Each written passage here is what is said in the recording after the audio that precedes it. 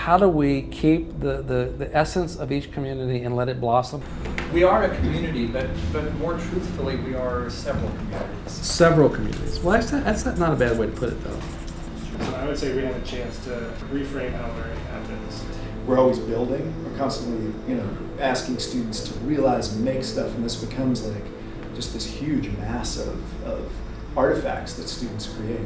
How can we strengthen the culture of the design group, strengthen the unique culture of the CDR, intensify the unique culture of the D.School, and because of that, have a stronger community? We're all hoping it's going to lead to togetherness and love. It could lead to strife and hate. What you started to tell me in words over here, I'd love for you to create with images, with parts and pieces. The thing that's sticking in my mind is a community of communities, and those individual communities getting stronger to help the others. There's a lot of activity, different groups around, and there's all sorts of different people that these groups are going to interact with. We want the students to be mindful of the fact that they can alter our space. Whenever I walk into the D.School, I'm always amazed at how it's been reconfigured with some new, clever, modular furniture. Space and the institution should reflect that and have surprises, places where people are aware they can discover new things. The students or our teams being very pioneering teams to go out to discover something new. You tell me how you want me to capture what you need to do to be successful.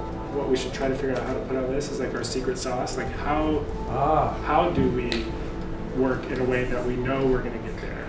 So when people in Europe or across the country think about where interesting new discoveries about design are being made, they should think of Stanford. That it's really design central at the international boundary. How do we get all three groups to symbiotically relate and feel more like a unity? You just emotionally say, like as a group, we decide this looks like us, this doesn't look like us, and the more consensus we get, the closer it is to the center. Larry has projects that have teams outside all over the world, and the D.School has projects outside all over the world, and CDR has research collaborators all over the world, so everyone has a big connection to the rest of the world. The act of making the collage might be more telling than the actual collage itself.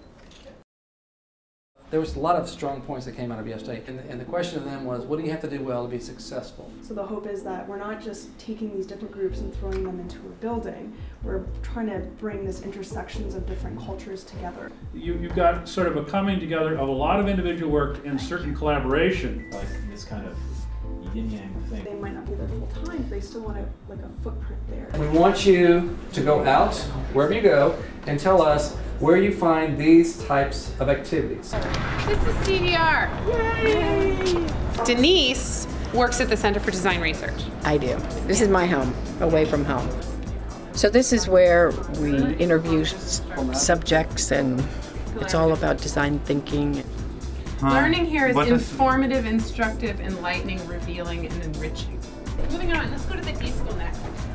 Social collaborative focused learning space of the Hassel-Plotner Institute for Design Thinking at Stanford University. We call it the D.School. I do love playing. Hi. Hey. The kitchen is the place to go and be connected.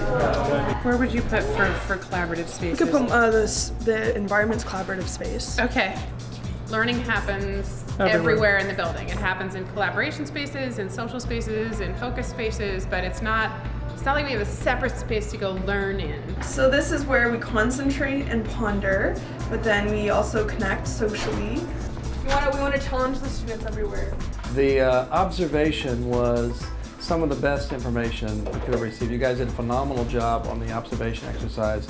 Now this is going to be a 3D model telling me about these. It's nice, I like this, that's great. You got a dock, you have no beach yet.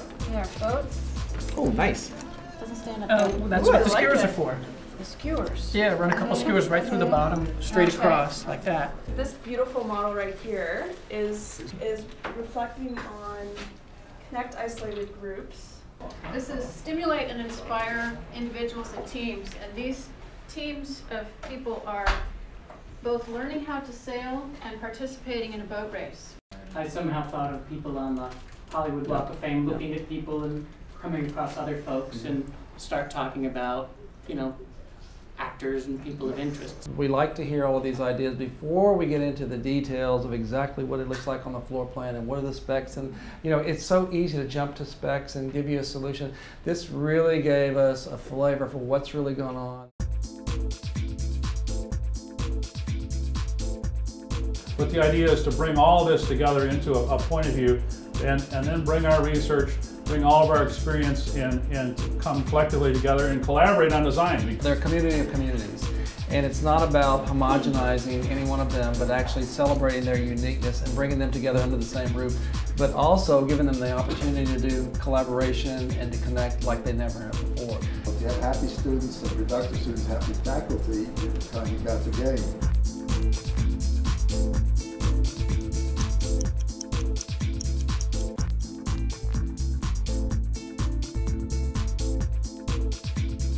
This is not a finished project. This is a living project.